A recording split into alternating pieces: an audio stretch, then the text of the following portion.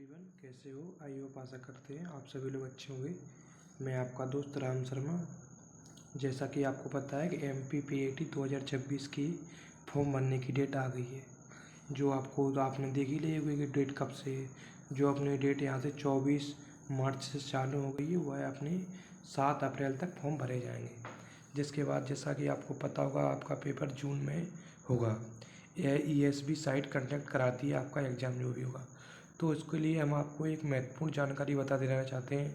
जैसा कि आपको पता होगा कि MPPAT के फॉर्म भरते समय क्या क्या डॉक्यूमेंट की ज़रूरत पड़ती है। बहुत से डॉक्यूमेंट होते हैं जिनकी ज़रूरत पड़ती है, जिनके बिना हम फॉर्म नहीं भर सकते हैं। और बहुत से बच्चों की यह डाउट आते हैं कि सर, हम फॉर्म भरते समय क्या क्या डॉक्यूमेंट रेडी करें, आगे चलकर हमको क्या क्या डॉक्यूमेंट की ज़रूरत पड़ेगी। क्योंकि डॉक्यूमेंट जब वेरिफिकेशन होते हैं तो उसमें हमें विभिन्न प्रकार के डॉक्यूमेंटों की ज़रूरत पड़ती है। जो डॉक्यूमेंट वेरिफिकेशन के समय लगते हैं, पहले बात करते हैं डॉक्यूमेंटों की, क्या क्या डॉक्यूमेंट लगेंगे। तो सबसे पहले आता है अपना डॉक्यूमेंट में आता है अपना पहचान पत्र और ID प्रूफ। यानी जो आपका आधार कार्ड होता है, उस आधार कार्ड को आपके उसमें डेट ऑफ बर्थ होनी चाहिए, वह डेट ऑफ बर्थ होनी चाहिए जो डेट ऑफ बर्थ आपकी मार्कशीट में 10th 12th 8th सभी प्रकार की मार्कशीटों में एक ही डेट ऑफ बर्थ होनी चाहिए। अगर आपकी डेट ऑफ बर्थ में कोई भी मिस्टेक होती है, जैसा कि आपकी ID प्रूफ यानी आधार कार्ड या वोटर कार्ड, किसी में जो डेट ऑफ बर्थ लिखी है वह आपकी मार्कशीट में नहीं है, तो आपको यह दिक्कत आगे चलकर बहुत बड़ी आएगी। तो आप इसको सुधरवा लें, 2-3 दिन में यह आराम से हो जाता है। यह सबसे महत्वपूर्ण होता है MPPAT के लिए। यानी कि कोई भी एग्ज़ाम हो, MP का हो या अदर स्टेट का हो, तो उसमें यह डॉक्यूमेंट ID प्रूफ बहुत ज़रूरी होता है। इसके बिना आप किसी भी फॉर्म को नहीं भर सकते। उसके बाद बात करते हैं हम 10th-12th की मार्कशीट। यह भी काफ़ी इम्पोर्टेंट डॉक्यूमेंट होता है, इसके बिना भी आप नहीं भर सकते। इस वर्ष 2026 में MPPAT ने एक नियम निकाला है, अगर आपकी 12th क्लास में 45% के ऊपर होगी तो आप इसमें फॉर्म भर सकते हो, अन्यथा आप MPPAT में सिलेक्शन नहीं ले सकते हो, ना ही आप इसका फॉर्म भर सकते हो। जैसा कि यहाँ पर 10th की मार्कशीट इम्पोर्टेंट होती है और 12th की मार्कशीट, और जो डेट ऑफ बर्थ आपकी 10th की मार्कशीट में है वह डेट ऑफ बर्थ 12th की भी मार्कशीट में होनी चाहिए, और वह date of birth Aadhaar card में भी सेम होनी चाहिए।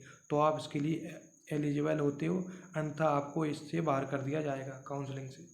उसके बाद बात करते हैं पासपोर्ट साइज फ़ोटो। हाँ, इसमें कई लोगों के सवाल आते हैं, सर जो हमारे फ़ोटो हैं वह फ़ोटो के नीचे डेट ऑफ बर्थ डली होना चाहिए या नहीं होना चाहिए। तो जैसा कि हम बता दें, फ़ोटो में डेट ऑफ बर्थ बिल्कुल होना चाहिए और डेट ऑफ बर्थ नहीं होना चाहिए। यानी जो आप फॉर्म भर रहे हैं उस डेट के लगभग 3 महीने के अंदर के फ़ोटो होने चाहिए आपकी, मतलब जो करंट होते हैं वह फ़ोटो होने चाहिए। और यह फ़ोटो पासपोर्ट साइज छोटे से होने चाहिए। उसके नीचे आपके सिग्नेचर होती है, जैसा कि इसमें लिखा है सिग्नेचर और फ़ोटो। ये आपके 3 डॉक्यूमेंट हो गए। उसके बाद बात करते हैं हम अपने निवासी। यह MPPAT के लिए सबसे मूल होता है, सबसे महत्वपूर्ण चीज़ यही होती है। क्योंकि अगर आप मध्य प्रदेश के रहने वाले होगे तभी आप MPPAT में फॉर्म भर सकते हो, अन्यथा आप किसी भी MPPAT में फॉर्म नहीं भर पाओगे। तो यह सबके लिए सबसे इम्पोर्टेंट होता है कि आप मध्य प्रदेश के हो तो आपके पास निवास प्रमाण पत्र होना चाहिए। यह आपकी तहसील से बनवा सकते हैं, 3 दिन में बनकर तैयार हो जाता है। यह बहुत ज़रूरी होता है, यह डॉक्यूमेंट वेरिफिकेशन के समय लगता है। आप फॉर्म भरोगे तब आपका यह लगेगा निवासी प्रमाण पत्र। इसके बाद बात करते हैं हम जाति प्रमाण पत्र। अगर आप ST SC और OBC कैटेगरी से आते हो तो आपकी जाति प्रमाण पत्र लगता है। अगर आप जनरल कैटेगरी से आते हो तो आपका कोई भी जाति प्रमाण पत्र नहीं लगता है। ST SC और OBC वालों का जाति प्रमाण पत्र बनता है। यह भी आपकी तहसील से जाकर आप बनवा सकते हैं। उसके बाद बात करते हैं हम, जाति हो गई। इसके बाद अगर आप सैनिक हो, आपके पिताजी सैनिक थे, वह सैनिक की ड्यूटी करते समय रिटायर्ड या ख़त्म हो गए हैं, एक्सपायर हो गए हैं, तो उसके लिए भी यहाँ पर छूट रहती है।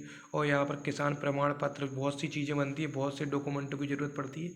सबसे पहले आपको यह 5 प्रकार के डॉक्यूमेंट कंप्लीट करवा लेना चाहिए। इसलिए कंप्लीट करवाना चाहिए। इसमें सबसे पहले आपका क्या है, 10th की मार्कशीट क्लियर आपकी होनी चाहिए। 10th की मार्कशीट के साथ आपकी 12th की मार्कशीट होनी चाहिए। 12th की मार्कशीट, 10th की मार्कशीट, आधार कार्ड, पासपोर्ट साइज फ़ोटो, आय, मूल निवासी, ये सभी प्रकार के डॉक्यूमेंट आपके अच्छे से होने चाहिए, क्योंकि यह डॉक्यूमेंट सबसे ज़्यादा लगते हैं। और अगर आपको किसान प्रमाण पत्र की जानकारी लेना हो कि यह कैसे बनता है, तो आपको हम बता देते हैं किसान प्रमाण पत्र कैसे बनता है। किसान प्रमाण पत्र बनवाने के लिए आपको अपनी तहसील में जाना पड़ता है। तो अगर आपको इसकी पूरी जानकारी चाहिए कि किसान प्रमाण पत्र से कम आपको 2 से 5 नंबर, तो आप जुड़े रहिए। और आए हमारा टेलीग्राम चैनल दिया गया है एग्री हॉटस्टार, और ये हमारा मोबाइल नंबर। अगर आपको किसी भी प्रकार का फॉर्म भरने में या पढ़ने में कोई भी डाउट आ रहा है तो आप हमको कॉल लगा सकते हैं और हमसे व्हाट्सएप पर मैसेज कर हमसे पूरी जानकारी MPPAT की पूछ सकते हैं, क्योंकि मैं स्वयं JNKV का स्टूडेंट हूँ, वहाँ से मेरी डिग्री हो रही है। तो आपको अगर हमारी यह वीडियो अच्छी लगी हो तो जुड़े रहिए हमारे साथ।